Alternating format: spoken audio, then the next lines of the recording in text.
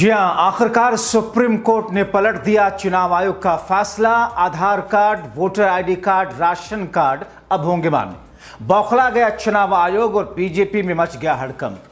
बहुत स्वागत है आप सभी का। आप देख रहे हैं द राजनीति का विशेष सेगमेंट खबर और विश्लेषण। मैं हूं जब्बार खान। दोस्तों, आखिर 10 जुलाई का दिन खत्म होते होते भारतीय जनता पार्टी, मोदी सरकार और चुनाव आयोग को क्यों मुंह की खानी पड़ी? अभी तक वो चुनाव आयोग जिसने ration card, Aadhaar card, MNREGA card, voter ID card को अपने उन 11 दस्तावेजों की लिस्ट से बाहर कर दिया था, अब मानने को तैयार क्यों हो गया? आखिर सुप्रीम कोर्ट में चुनाव आयोग घुटनों के बल क्यों आया?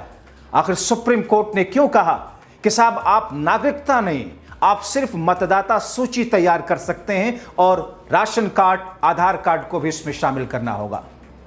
विस्तार से आपको बताते हैं दोस्तों। अंत तक इस वीडियो को जरूर देखें क्योंकि खबर अहम है, महत्वपूर्ण है। महत्वपूर्ण इसलिए क्योंकि वो चुनाव आयोग जो अभी तक अपनी उन 11 लिस्ट वाली सूची को लेकर के आश्वस्त था कि साहब इन्हीं कागजात को चाहिए, इसके अलावा कागजात माने नहीं, मगर सुप्रीम कोर्ट ने कहा यह मनमानी नहीं चलेगी। आपको आधार कार्ड को मेंशन करना होगा, आपको राशन कार्ड को मेंशन करना होगा।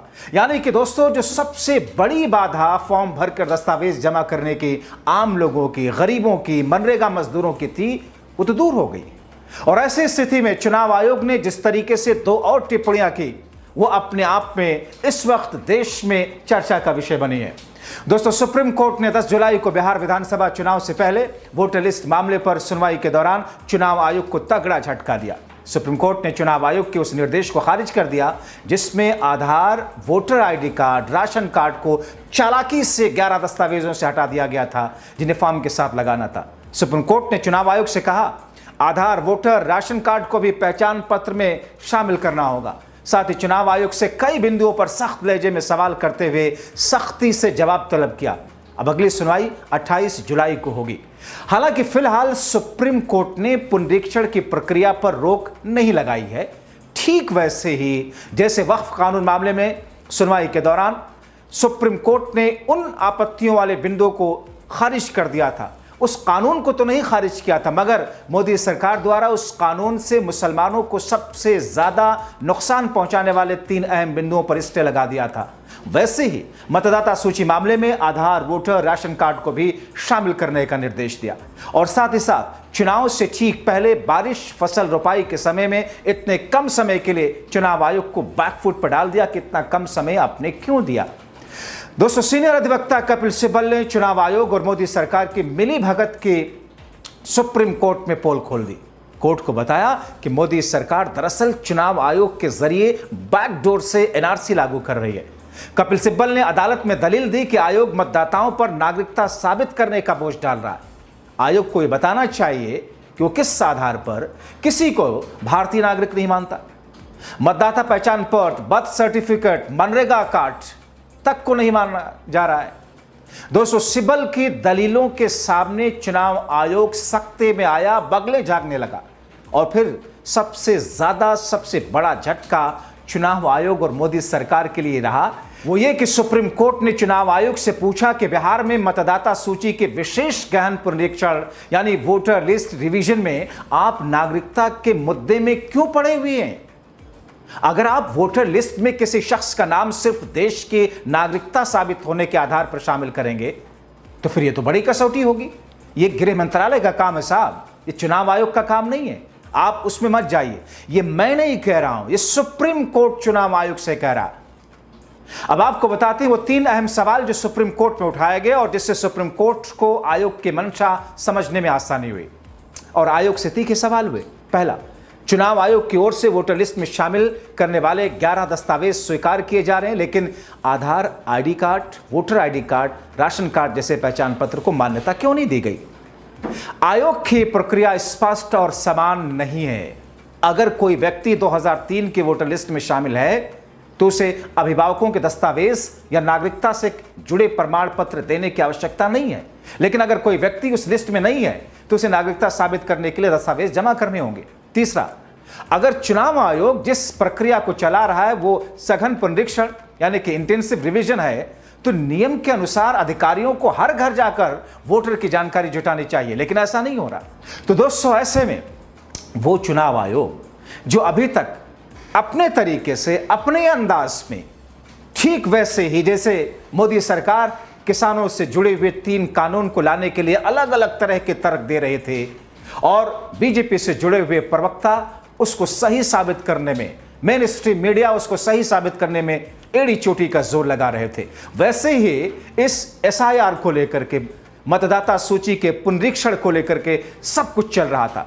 मगर दोस्तों, सुप्रीम कोर्ट ने एक ही सुनवाई के दौरान सब कुछ ध्वस्त कर दिया।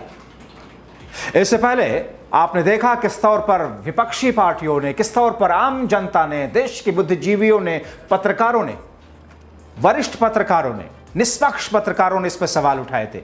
राहुल गांधी ने एक दिन पहले जिस तरीके से कहा था कि चुनाव आयोग, मैं आपको साफ बोल रहा हूं, बिहार हिंदुस्तान की जनता को स्पष्ट कह रहा हूं, महाराष्ट्र का चुनाव चोरी किया गया, वैसे ही बिहार के चुनाव को चोरी करने की कोशिश की जा रही है।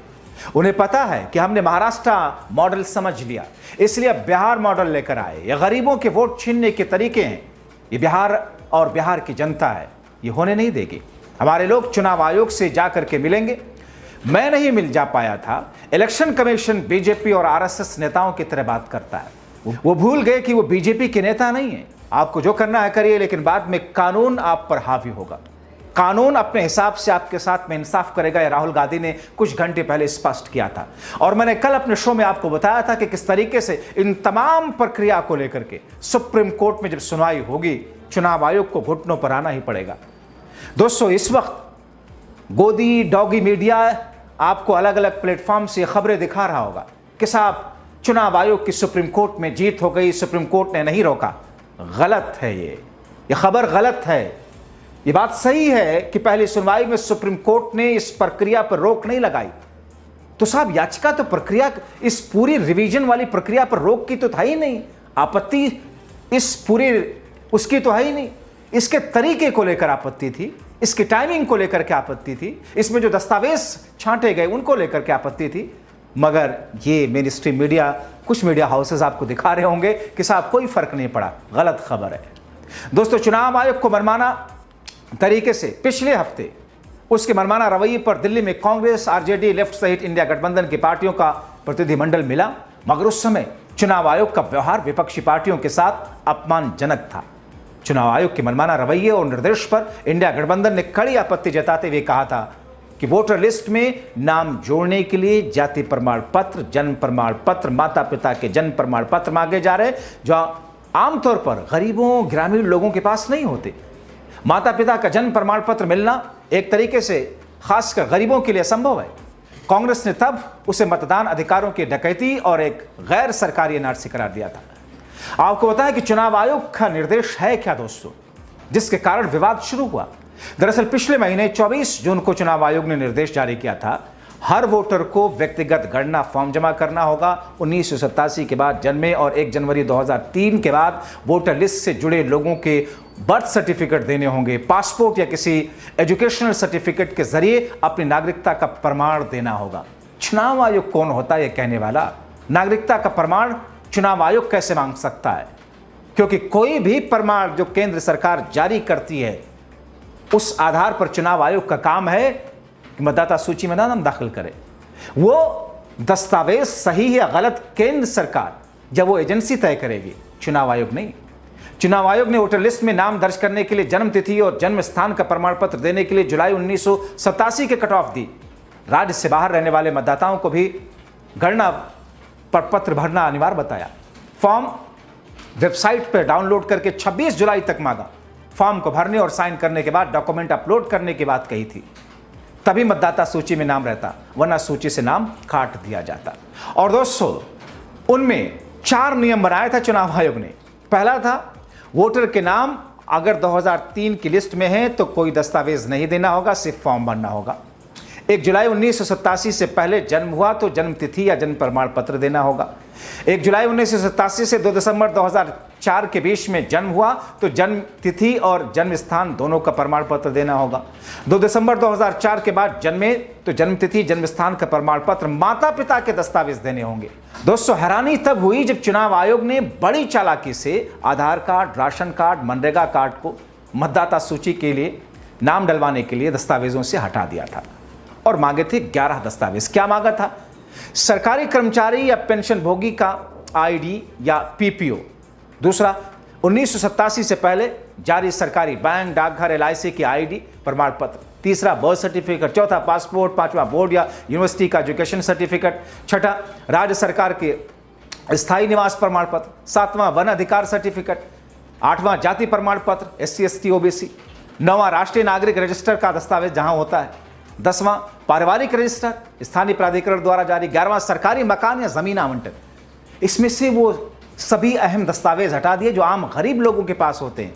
राशन कार्ड इसमें नहीं डाला, आधार कार्ड इसमें नहीं डाला। तो ऐसी स्थिति में दोस्तों मनरेगा कार्ड नहीं डाला।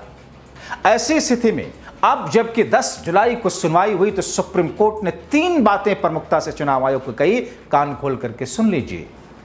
आपको ration card, Aadhaar card, voter ID card शामिल करना होगा उन 11 में से। तो आम जनता की तो पहली मुश्किल वहीं खत्म हो गई कि भरवाइए फॉर्म, आप ले जाइए आधार कार्ड, हमें क्या दिक्कत है। दूसरा, आपने लास्ट मोमेंट पर क्यों कहा? जिस चीज का जस्टिफिकेशन दिया जा रहा था सुप्रीम कोर्ट ने उसको पकड़ लिया कि आपने इतने कम समय के लिए, आपने इतनी जल्दबाजी में क्यों यह फैसला लिया करने का चुनाव से ठीक पहले, वो भी बारिश के वक्त में। तो ऐसी स्थिति में दोस्तों, और तीसरी अहम बात की कि आप नागरिकता तय करने वाले कोई नहीं हो सकते हैं, ये गृह मंत्रालय का काम है। आप अपनी सूची तैयार कीजिए, जो दस्तावेज भारत सरकार ने जारी किया उसके आधार पर फर्जी हैं, असली हैं, गृह मंत्रालय तय करेगा। तो सुप्रीम कोर्ट में चुनाव आयोग को और मोदी सरकार को एक ऐसा झटका लगा जिसके बारे में उबरने में उन्हें समय लगेगा। लेकिन डॉगी मीडिया, गोदी मीडिया आपको दिखाएगा साहब नहीं लगी रोक, नहीं लगी रोक, नहीं लगी रोक। खबर असली ये है। आप क्या कहेंगे इस पूरी प्रक्रिया पर? अपनी बात कमेंट बॉक्स में जरूर लिखें। अभी के लिए इतना ही, बहुत शुक्रिया।